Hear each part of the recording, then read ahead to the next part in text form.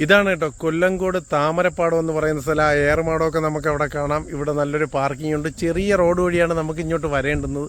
അത് കഴിഞ്ഞ് വരുമ്പോൾ ആ പാടവും പനയൊക്കെ നിൽക്കുന്ന നമ്മൾ ആ ഫോട്ടോയിലൊക്കെ കാണുന്നില്ലേ, ആ ഒരു ലൊക്കേഷനാണ് കേട്ടോ ഇത്. പക്ഷേ ഇപ്പോൾ കൃഷിയൊക്കെ കഴിഞ്ഞുകൊണ്ട് തന്നെ ആ ഒരു ഗ്രീനറി ഉണ്ടാവില്ല.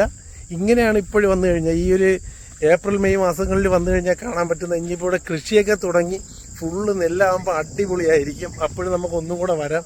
അടിപൊളി കണ്ടോ, ഇതാ ഈ മലയും പോസ്റ്റും അതുപോലെ ഈ പാടമൊക്കെ ഉഴുത് അടുത്ത കൃഷിക്ക് വേണ്ടി റെഡിയാക്കി ഇട്ടേക്കോ. അതായത് പനയാണ്, അങ്ങ് ആ അറ്റത്ത് പനകൾ കാണാം, മധ്യത്തായിട്ട് ഏറുമാടങ്ങളും. അടിപൊളി. ഒത്തിരി ആൾക്കാരുണ്ട് കേട്ടോ ഇവിടെ വണ്ടിയിട്ട് കാണാനായിട്ട് വന്നിട്ടുള്ളത്. ഈ പാടത്തിൻ്റെ പേര് താമരപ്പാടം എന്നാണ്. അല്ല, താമര ഉള്ളതുകൊണ്ടല്ല ഇതിനെ പറയുന്നത്. ഈ പാടത്തിൻ്റെ മൊത്തത്തിൽ പറയുന്ന പേരാണ് താമരപ്പാടം. ഈ ലൊക്കേഷൻ്റെ പേരാ. ആനയുണ്ടല്ലോ, ആനയെ പോയി കാണാം. അരവിയേട്ടൻ്റെ താമരപ്പാടം. ഈ ഇതിന് മധ്യത്തായിട്ടാണല്ലോ ആനയുള്ളത്. ആനയുടെ ഒരു ഫ്ലോട്ടൊക്കെ ഉണ്ടാക്കി വെച്ചിട്ടുണ്ടല്ലോ. അപ്പോൾ നമ്മൾ അതിൻ്റെ അടുത്തോട്ടാണ് പൊയ്ക്കൊണ്ടിരിക്കുന്നത്. ഈ വരമ്പത്ത് കൂടെ നമുക്കിങ്ങനെ നടക്കാൻ കേട്ടോ. ഇതാ ഗ്രീനറി ഉള്ളപ്പോഴാണെങ്കിൽ അടിപൊളി ഫീലാണ് കാണാൻ.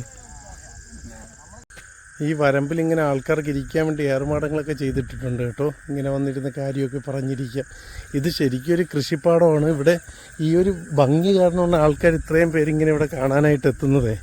അപ്പോൾ ആ കൃഷി നശിപ്പിക്കാതെ നമ്മൾ ഇവിടുത്തെ ഭംഗി ആസ്വദിക്കുക എന്നുള്ളതാണ് ഇവിടെ വരുന്ന യാത്രക്കാർ ചെയ്യേണ്ടത്. നമ്മൾ പാലക്കാട് വന്നിട്ട് താമരപ്പാടം ഒന്ന് ലൊക്കേഷൻ ഗൂഗിൾ മാപ്പിൽ കൊടുത്താൽ മതി കേട്ടോ, ഇങ്ങോട്ടേക്ക് എത്താൻ പറ്റും. അതേ നമ്മളിങ്ങനെ എത്തിയപ്പോഴത്തെ ആനയെ ഇങ്ങനെ കവർ ചെയ്ത് മൂടിയിട്ടിരിക്കുന്ന കാഴ്ച കേട്ടോ കാണുന്നേ.